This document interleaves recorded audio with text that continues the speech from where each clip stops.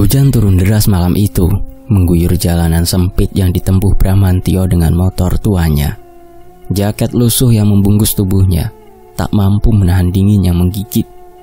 Wajahnya penuh dengan garis-garis kelelahan. Rambutnya acak-acakan dan matanya kosong, menatap lurus ke depan tanpa semangat.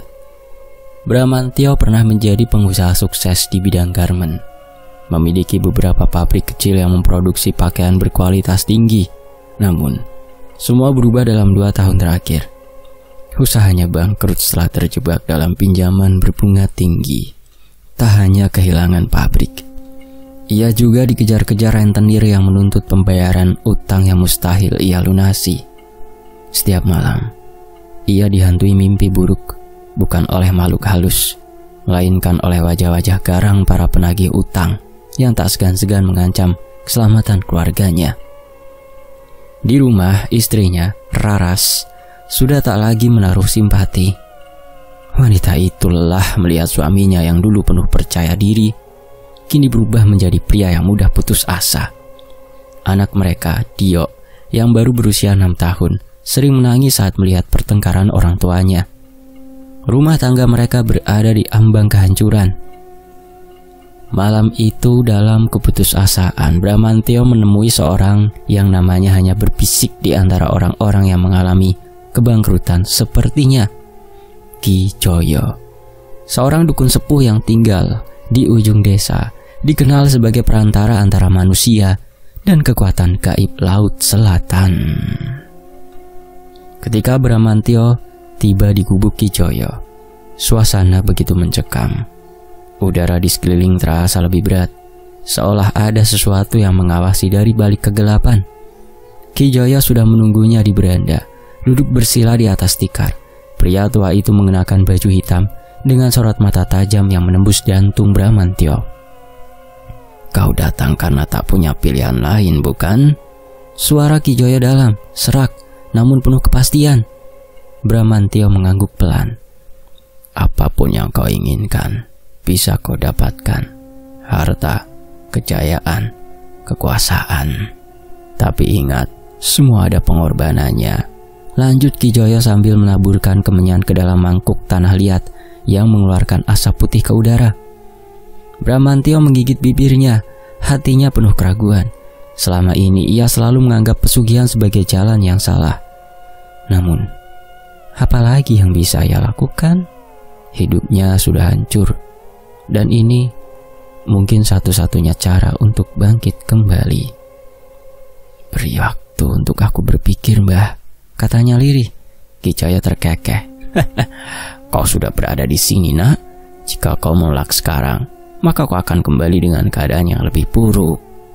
Setelah keheningan panjang, Bramantio akhirnya mengangguk. "Baik, aku akan melakukannya." Malam itu juga, mereka pergi ke pantai terpencil di kawasan Laut Selatan. Langit hitam pekat tanpa bintang. Ombak bergulung tinggi, menerjang bebatuan dengan suara gemuruh yang menggema. Di bibir pantai, terdapat sebuah altar batu dengan ukiran kuno, di mana Ki Joyo mulai merapal mantra. Angin tiba-tiba berhembus kencang. Bramantio merasakan bulu kuduknya meremang saat udara di sekelilingnya menjadi lebih dingin. Ki Joyo kemudian menggores telapak tangan Bramantio dengan pisau kecil, membiarkan darah menetes ke dalam batok kelapa yang telah disiapkan. "Dengan darah ini, kau mengikat perjanjian dengan sang penguasa Laut Selatan," ujar Ki Joyo. Bramantio menelan ludah. Ia menutup mata, merasakan desiran angin laut yang seolah berbisik di telinganya. Detik berikutnya, sesuatu yang tak kasat mata menyentuh kulitnya, sesuatu yang dingin, tak terlihat namun begitu nyata. Dalam kondisi setengah sadar, Bramantio mendengar suara seorang wanita berbisik. Suara itu lembut, namun memiliki nada perintah yang tak bisa ditolak. "Kau telah bersumpah, kekayaan akan menjadi milikmu. Tetapi ingat, dalam 1000 hari, aku akan datang untuk mengambil bagian yang menjadi hakku." Bramantio tersentak. Namun sebelum ia bisa berkata-kata, kesadarannya perlahan memudar dan segalanya menjadi gelap. Saat Bramantio membuka matanya, ia sudah berada di rumahnya. Tubuhnya terasa lemas, seolah habis menempuh perjalanan jauh. Ia bangkit perlahan, merasakan sakit di telapak tangannya yang masih ada bekas luka dari ritual semalam. Ia mencoba mengingat kembali apa yang terjadi. Susah payah menaiki kendaraannya pulang dari rumah sang dukun. Benarkah ia baru saja melakukan perjanjian dengan Nyi Roro Kidul, sang penguasa Laut Selatan? Ataukah sosok yang menjelma Nyai Roro Kidul? Atau hanya mimpi buruk akibat stres yang ia alami? Namun keraguan itu segera sirna ketika ia menerima kabar dari mantan rekan bisnisnya yang dulu meninggalkannya saat ia bangkrut. Mereka tiba-tiba ingin berinvestasi kembali. Pesanan mulai berdatangan dan dalam waktu singkat, bisnisnya yang sebelumnya mati suri kembali berjalan. Bramantio tak bisa percaya dengan keberuntungannya. Dalam waktu sebulan, ia bisa melunasi bagian besar utangnya. Istrinya Raras yang tadinya selalu bersikap dingin mulai tersenyum kembali. Dio yang sebelumnya sering murung kini kembali ceria. Kehidupan Bramantio berubah seperti keajaiban. Namun semakin hari, ia mulai menyadari sesuatu yang janggal. Setiap malam, ia bermimpi berada di tepi pantai dengan suara ombak yang menggema di sekelilingnya.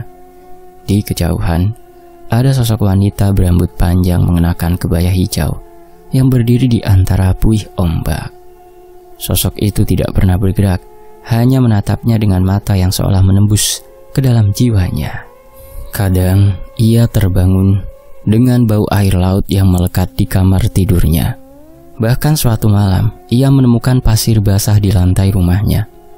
Meskipun ia tidak pernah pergi ke pantai.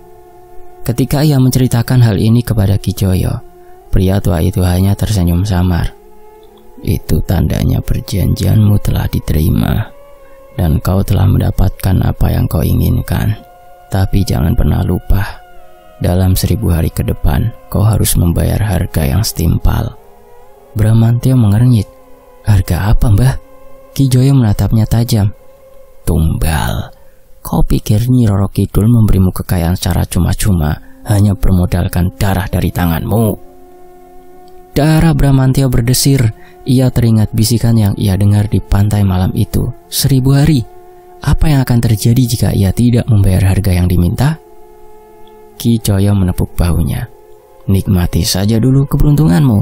Tapi ingat, jika kau mencoba melarikan diri dari perjanjian ini, maka dia yang akan datang menagihnya sendiri. Bramantio menelan ludah. Ia ingin meyakinkan dirinya bahwa semuanya baik-baik saja. Tapi jauh di lubuk hatinya, ia tahu kesepakatan dengan sang penguasa Laut Selatan bukanlah sesuatu yang bisa dibatalkan. Dan waktu terus berjalan. Sementara itu, hari-hari berlalu. Bramantio kini berada di puncak kejayaannya. Bisnisnya berkembang pesat. Toko-toko hasil dari produksi garmen miliknya selalu ramai pembeli. Bahkan mereknya mulai dikenal hingga ke luar negeri.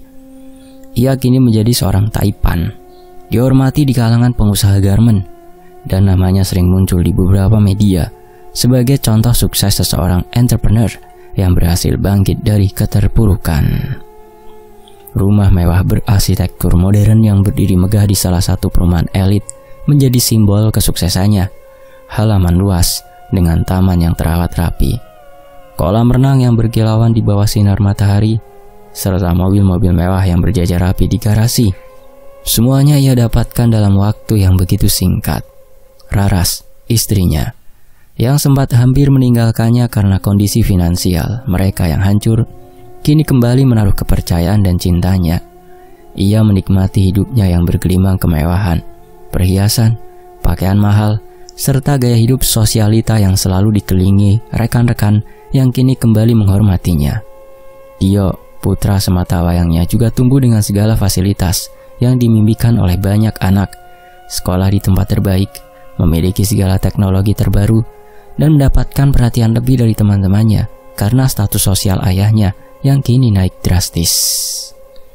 Namun seiring dengan kemewahan yang ia nikmati, Bramantio mulai merasakan sesuatu yang janggal dalam kehidupannya. Ia sering terbangun di tengah malam mendengar suara ombak bergemuruh di sekitar rumahnya, padahal rumahnya terletak jauh dari pantai. Awalnya, ia mengira itu hanya ilusi atau efek dari kelelahan akibat pekerjaannya yang semakin sibuk.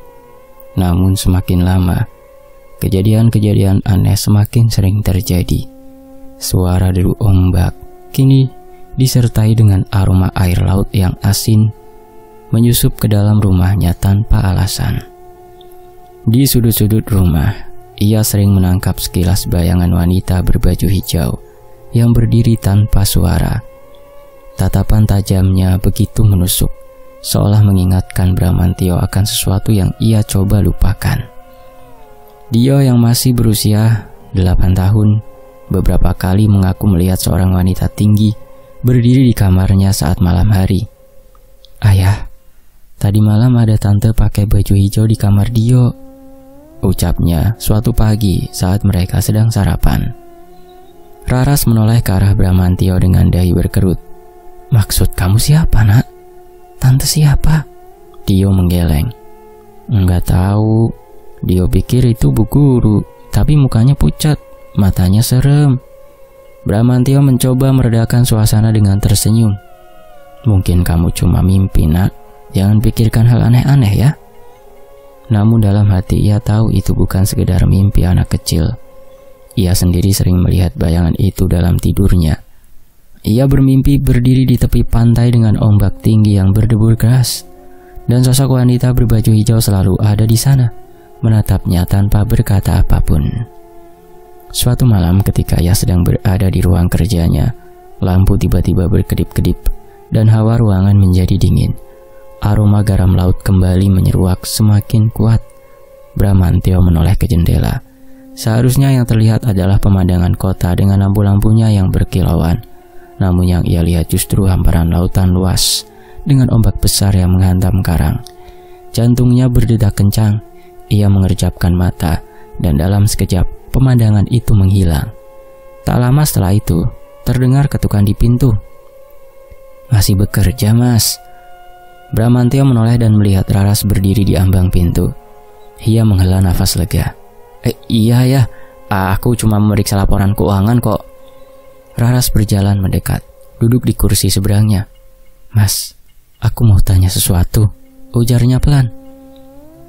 "Kamu merasa ada yang aneh nggak belakangan ini?" Bramantio terdiam. "Kadang aku dengar suara ombak, Mas. Lalu dia bilang dia sering lihat sosok wanita tinggi di kamarnya. Aku juga beberapa kali merasa dia ada di dekatku. Tapi begitu aku menoleh, tidak ada siapa-siapa, Mas." Bramantio mengusap wajahnya. Itu hanya perasaan kita saja, Ras. Jangan pikirkan hal yang aneh-aneh." Namun jauh di lubuk hatinya, ia tahu bahwa semua ini ada hubungannya dengan perjanjian yang ia buat. Dan dugaannya terbukti ketika suatu malam, seseorang datang ke rumahnya. Ki Joyo. Dukun tua itu berdiri di depan pintu dengan sorot mata penuh arti. "Waktunya semakin dekat, Bramantio," ucapnya lirih. "Jangan lupakan janji yang telah kau buat." Bramantio menelan ludah. Ia tahu ini akan datang, namun ia berharap bisa mengabaikannya lebih lama lagi. "Aku belum siap," katanya pelan. Ki Joyo menggeleng. "Tidak ada yang bisa mengulur waktu. Kau sudah menerima berkatnya dan dia akan datang menagih." Bramantio merasakan keringat dingin mengalir di punggungnya. Ia memandang ke belakang, ke arah Raras dan Dio yang sedang menonton televisi di ruang keluarga. "Apa yang harus aku lakukan?" tanyanya dengan suara serak. Ki Joyo menatapnya tajam. "Kau tahu apa yang harus kau lakukan?" Bramantio menggeleng, matanya memohon. "Apakah tidak ada cara lain, Bah?" Ki Joyo diam sejenak lalu berbisik, "Kalau kau ingin menghindari takdir ini, kau harus menemukan pengganti." Bramantio membeku. "Pengganti?" ulangnya dengan suara bergetar. Ki Joyo mengangguk. "Seseorang harus menggantikan tempatmu jika kau ingin tetap hidup." Bramantio merasa tubuhnya lemas. Ia tidak pernah membayangkan sampai sejauh ini. Namun jauh di lubuk hatinya, ia tahu bahwa tidak ada jalan kembali. Dan kini ia harus membuat pilihan. Bramantio merasa jantungnya nyaris berhenti saat mendengar berita kematian Yuda, asistennya, pagi itu. tubuh Yuda ditemukan mengambang di kolam renang rumahnya. Pucat, matanya melotot, mulutnya dipenuhi pasir dan rumput laut. Rumput laut. Bramantio berdiri di tepi kolam dengan tubuh gemetar, sementara para petugas medis dan polisi sibuk mengevakuasi mayat Yuda. Raras menutup mulutnya dengan tangan, matanya berkaca-kaca menahan jeritan. "Apa yang terjadi?" bisik Raras. Bramantio tak bisa menjawab. Ia tahu ini bukan kematian biasa. Ini adalah peringatan. Tak seorang pun bisa menjelaskan bagaimana pasir dan rumput laut bisa berada di mulut Yuda. Mengingat rumah mereka jauh dari pantai, polisi menganggapnya sebagai kecelakaan atau bahkan tindakan kriminal. Tapi Bramantio tahu lebih dari itu. Ini adalah akibat dari perjanjiannya. Ketakutan kembali mulai merayapi hari-harinya. Sejak kematian Yuda, Bramantio merasakan rumahnya semakin dingin. Bukan karena pendingin ruangan, tapi karena sesuatu yang tak terlihat. Setiap malam, ia dihantui oleh suara ombak yang bergemuruh. Seakan-akan rumahnya berdiri di tepi lautan. Di kamar mandi saat ia menatap cermin, seringkali ia melihat bayangan seorang wanita berbaju hijau berdiri di belakangnya. Namun begitu ia menoleh, sosok itu menghilang. Di suatu malam, ia terbangun oleh suara tawa pelan di kamarnya. Hawa asin menyelimuti ruangan, dan aroma air laut begitu kuat hingga menusuk hidungnya. Peluh dingin mengalir di pelipisnya. Dengan tangan gemetar, ia menyentuh Raras yang tertidur di sampingnya. "Raras, bangun!" bisiknya. Namun sebelum Raras bisa membuka mata, suara tawa itu kembali terdengar. Lebih dekat, lebih nyata, seakan seseorang berdiri tepat di sisi ranjang mereka. Bramantio memeluk Raras erat, menatap gelapnya kamar dengan nafas memburu, namun tak ada yang terlihat. Tapi ia tahu sesuatu ada di sana. Malam-malam berikutnya, gangguan semakin menjadi. Yang paling mengerikan adalah apa yang terjadi pada Raras. Suatu malam, Dio yang baru saja terbangun untuk ke kamar mandi berlari ke kamar Bramantio dengan wajah pucat. "Ayah, ibu keluar rumah ya," serunya panik. Bramantio terlonjak dari tempat tidur. "Ibu kemana?" Dio menunjuk keluar jendela. "Ke arah pantai." Jantung Bramantio mencelos. Dengan panik ia berlari keluar rumah. Mendapati pintu depan terbuka lebar. Angin malam yang dingin berembus kencang, membawa aroma air laut yang semakin kuat.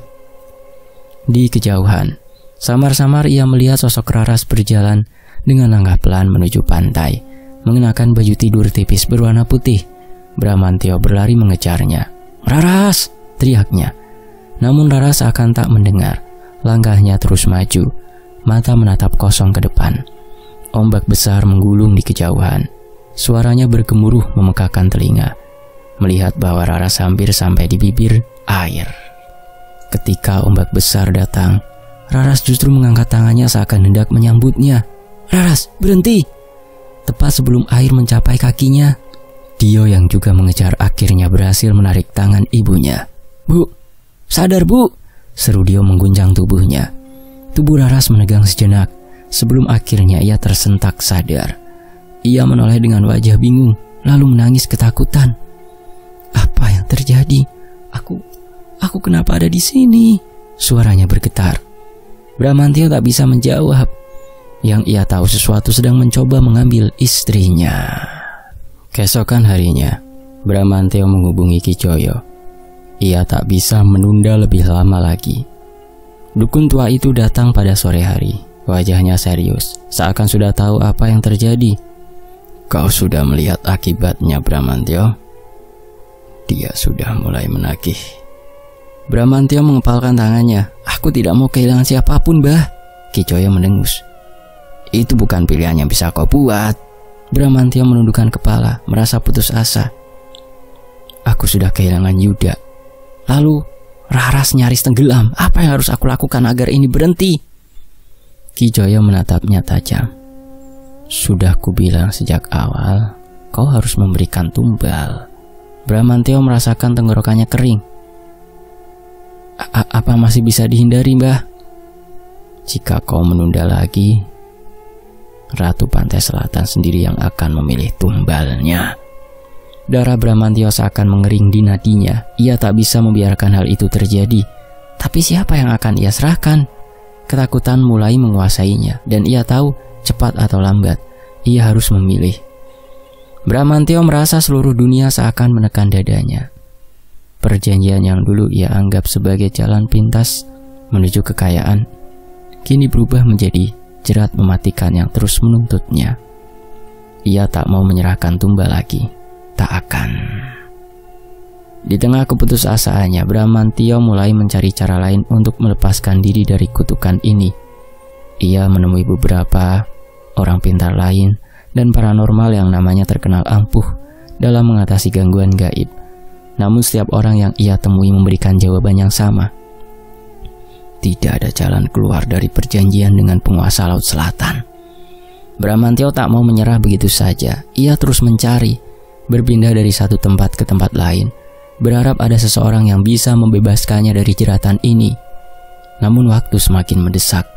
Teror mulai merambat kepada keluarganya. Gangguan yang dialami Raras belum usai, tapi kini anak mereka, Dio, juga mulai berubah. Awalnya Dio hanya terlihat sering melamun, namun lama-lama ia mulai berbicara sendiri. Di ruang tamu, di teras, di dalam kamarnya, Dio berbicara seolah ada seseorang di depannya. "Apa yang kamu bicarakan, Dio?" tanya Raras suatu malam saat melihat anaknya duduk di pojok kamar sambil tersenyum. Dio menoleh pelan. "Aku lagi ngobrol sama Ibu Laut." Bramantyo yang baru masuk ke kamar langsung menegang. "Siapa?" Dio menghela nafas seolah lelah dengan pertanyaan itu. "Ibu Laut, dia baik kok. Dia bilang aku boleh main ke pantai kalau aku mau." Bramantyo dan Raras bertukar pandang. Jantung Bramantyo berdegup keras. "Dio," panggil Bramantyo mencoba meredam ketakutannya. "Kamu gak usah dengarkan dia ya." Dio hanya mengangguk, tetapi senyum aneh masih melekat di wajahnya. Sejak malam itu mereka mulai mengawasi Dio lebih ketat. Namun semakin hari anak itu semakin sering berbicara sendiri. Setiap malam, sebelum tidur, ia akan berdiri di depan jendela yang mengarah keluar rumah, menatap langit yang gelap. "Aku harus pergi," bisiknya suatu malam. Bramantyo yang kebetulan lewat di depan kamar Dio segera masuk. "Pergi kemana?" tanyanya tajam. Dio menoleh dengan wajah kosong. "Ibu Laut sudah menungguku ya." Ketakutan Bramantyo mencapai puncaknya. Mereka harus pergi dari rumah ini. Bramantyo memutuskan untuk membawa Raras dan Dio ke daerah pegunungan, jauh dari pantai, jauh dari segala sesuatu yang berhubungan dengan laut. Mereka menyewa sebuah villa kecil di dataran tinggi, berharap bahwa gangguan yang menghantui mereka akan berhenti. Namun, malam pertama di villa itu, Bramantyo terbangun karena suara yang tak asing, deburan ombak. Ia segera bangun, mendapati jendela kamar terbuka. Angin dingin berembus masuk, membawa aroma asin yang seharusnya mustahil ada di tempat setinggi ini. Dengan jantung berdetak kencang, ia keluar kamar dan mendapati sesuatu yang membuatnya terhenti. Di tengah ruang tamu, Dio berdiri dengan tatapan kosong. Kakinya telanjang, tubuhnya basah kuyup, seolah baru saja keluar dari laut. "Dio!" seru Bramantyo, segera berlari ke arah anaknya. Namun sebelum ia bisa menyentuhnya, Dio tersenyum kecil dan berkata, "Aku harus pergi, Ibu Laut sudah menungguku." Bramantyo mengguncang tubuh Dio dengan panik. "Kamu gak akan pergi kemana-mana. Kamu dengar, Dio, kamu di sini sama ayah dan ibu." Dio mengerjapkan mata seakan baru sadar. Ia lalu melihat sekeliling dengan bingung. "Ayah, kok Dio ada di sini?" Bramantyo memeluknya erat. Sementara di belakangnya, Raras berdiri gemetar, wajahnya pucat pasi. Namun, kejadian malam itu hanya permulaan. Malam berikutnya kejadian yang lebih aneh terjadi. Ketika mereka kembali ke villa setelah seharian berjalan-jalan, mereka menemukan sesuatu yang mustahil. Seluruh kamar yang ada di villa basah kuyup. Lantai, kasur, pakaian, bahkan dindingnya dipenuhi air. Tak hanya itu, pasir halus berserakan di sudut ruangan, menciptakan aroma asin yang sangat menyengat. Raras menjerit ketakutan, sementara Bramantyo hanya bisa berdiri dengan tubuh gemetar. "Ini gak mungkin." Saat itu juga Dio yang berada di belakang mereka berkata dengan suara pelan, "Ibu Laut sudah di sini."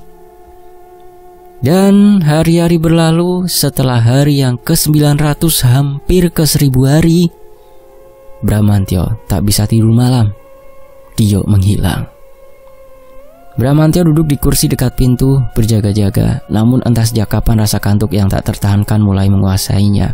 Kepalanya tertunduk perlahan, matanya semakin berat, dan tiba-tiba ia terlonjak bangun. Ada keheningan aneh di sekitar. Dengan perasaan tak enak, ia segera menoleh ke tempat tidur. Dio tidak ada di sana. Jantungnya hampir berhenti. "Dio!" panggilnya panik. Ia segera mengguncang tubuh Raras. "Ras, Dio hilang, Ras." Raras terbangun dengan wajah panik. "Apa? Dio di mana?" Mereka berdua segera berlari keluar kamar, menyusuri setiap sudut villa. Namun Dio tak ada dimanapun. Lalu Bramantyo melihat pintu depan yang terbuka lebar. Angin dingin berembus masuk, dan di luar sana, samar-samar di tengah kabut malam, ada jejak kaki basah menuju kegelapan. Bramantyo dan Raras berlari secepat mungkin. Nafas mereka tersengal. Kegelapan malam semakin pekat, hanya diterangi oleh cahaya bulan yang samar-samar memantul di permukaan danau. Dio berdiri di tepi air. Tubuhnya kaku, wajahnya kosong. Bibir mungilnya bergerak berbicara dengan sesuatu yang tak terlihat. Raras menangis terseduh. Tangannya gemetar saat mencoba meraih anaknya. "Dio, nak, ayo pulang." Namun saat tangannya hampir menyentuh bahu Dio, sesuatu yang tak terlihat mendorongnya dengan kasar hingga ia terjatuh ke tanah. "Raras!" Bramantyo berusaha membantunya berdiri, tetapi tubuhnya sendiri terasa berat, seolah ada sesuatu yang menekannya ke tanah. Lalu udara di sekitar mereka mendadak berubah hening. Air yang tenang mulai beriak perlahan, membentuk gelombang kecil yang aneh. Di kejauhan, dari tengah yang gelap, muncul sosok seorang wanita. Ia melayang di atas air. Gaunnya berwarna hijau berbendara samar. Rambutnya panjang terurai. Wajahnya begitu cantik, tetapi matanya menyiratkan sesuatu yang dingin, tak terbaca. Bramantyo langsung mengenali siapa sosok itu, penguasa Laut Selatan. Wanita itu mengulurkan tangan ke arah Dio dan berbisik, "Sudah waktunya." Dio tersenyum, matanya berbinar seakan bertemu dengan seseorang yang sudah lama ia kenal. "Tidak, ambil aku saja, jangan Dio!" Bramantyo berteriak. Suaranya putus asa. Ia mencoba merangkak mendekati anaknya, tetapi tubuhnya terasa berat, seolah ditahan oleh sesuatu yang tak terlihat. Perempuan berbaju hijau itu menoleh ke arah Bramantyo dengan ekspresi lembut, tapi tajam. "Perjanjian tidak bisa diubah, Bramantyo. Kau sudah tahu itu." Bramantyo meronta, menangis, memohon. "Dia masih anak-anak, dia tidak tahu apa-apa. Aku yang membuat perjanjian ini, bukan dia." Namun semua itu sia-sia. Dio menoleh ke arah orang tuanya untuk terakhir kali. "Aku harus pergi, Ayah, Ibu," tersenyum tipis katanya. Kemudian tanpa perlawanan, tubuhnya bergerak perlahan menuju air. Kakinya melangkah masuk ke dalam, semakin dalam, semakin dalam. "Dio!" Bramantyo dan Raras berteriak sekeras mungkin berusaha menggapai anak mereka. Tetapi tubuh Dio sudah menghilang di bawah permukaan air. Air kembali tenang. Angin yang tadi berembus kencang tiba-tiba lenyap. Tak ada suara, tak ada riak, seakan tak pernah terjadi apa-apa. Bramantyo jatuh berlutut di tanah, menangis tanpa suara. Tangannya mencengkeram tanah basah, jari-jarinya bergetar. Raras pingsan di sisinya. Sejak malam itu, segalanya berubah. Raras kehilangan akal sehatnya. Ia tidak bisa menerima kenyataan bahwa Dio telah tiada. Setiap malam ia berjalan di sekitar rumah, mencari anaknya, memanggil-manggil namanya dengan suara serak. Bramantyo mencoba merawatnya, tetapi semakin hari kondisi Raras semakin memburuk, hingga akhirnya ia harus dirawat di rumah sakit jiwa. Dan disitulah Raras menghabiskan sisa hidupnya dalam delusi, masih percaya bahwa Dio akan pulang suatu hari nanti. Sementara itu bisnis Bramantyo yang dulu begitu sukses mulai runtuh. Para klien mundur satu persatu, investasi gagal, dan perlahan tapi pasti hartanya lenyap begitu saja. Uang yang dulu ia kejar mati-matian kini tak tersisa sepeser pun, hingga pada akhirnya ia kembali ke titik minus, bahkan lebih buruk dari itu. Tepat 1000 hari setelah perjanjian dibuat, Bramantyo ditemukan tewas di kamar vilanya. Tubuhnya basah kuyup, pakaian yang ia kenakan menempel di kulitnya, seperti baru saja ditarik keluar dari air. Pasir laut memenuhi lantai kamar. Bahkan lebih mengerikan, mulut dan paru-parunya dipenuhi pasir dan air asin, seakan ia tenggelam di dasar laut. Namun anehnya, villa tempat ia ditemukan berada ratusan kilometer dari laut.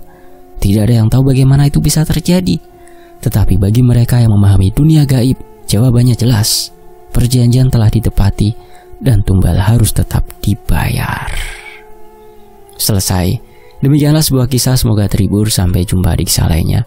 Tetap di Tony FS. Wassalamualaikum.